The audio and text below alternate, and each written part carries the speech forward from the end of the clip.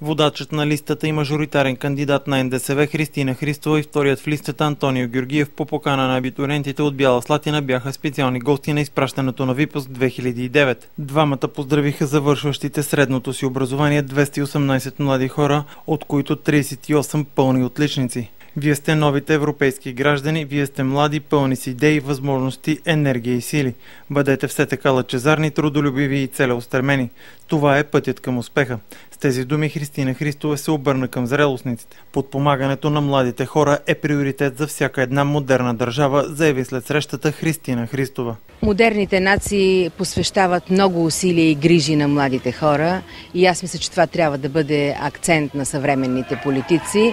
Много е приятно, че община Бяла Слатина прави такава добра инициатива да уважи целия Випуск 2009 година. Трябва да направим така, че да имат желание да остават в България, да завършват качествено образование в България, да намират качествени работни места в България, да са подкрепени от държавата, за да раждат и отглеждат своите деца тук, да има облекчения за кредити, за първото жилище на младите семейства. Аз от сърце желая на Випуск 2009 година на община Бяла Слатина на добър час. Грижата за младите започва още от най-ранна възраст. Това заяви Христина Христова, която днес гостува на своите кръщелници от детска ясла Българчета. Тя се включи в импровизирания празник на децата и подари на екипа на детската ясла съвременна компютърна конфигурация.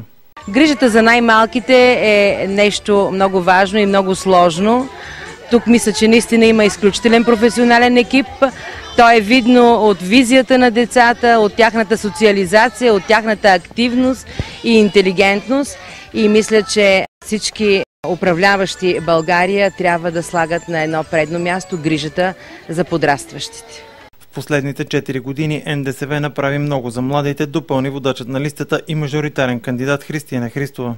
Направихме майчинството до 1 годишна възраст на децата с 90% от заплатата, да има помощ на държавата за близначетата, да има помощ на държавата за майките редовни студентки, да има фонд инвитро, за да се раждат деца и от тези семейства, които имат затруднения, и мисля, че трябва да продължим нататък.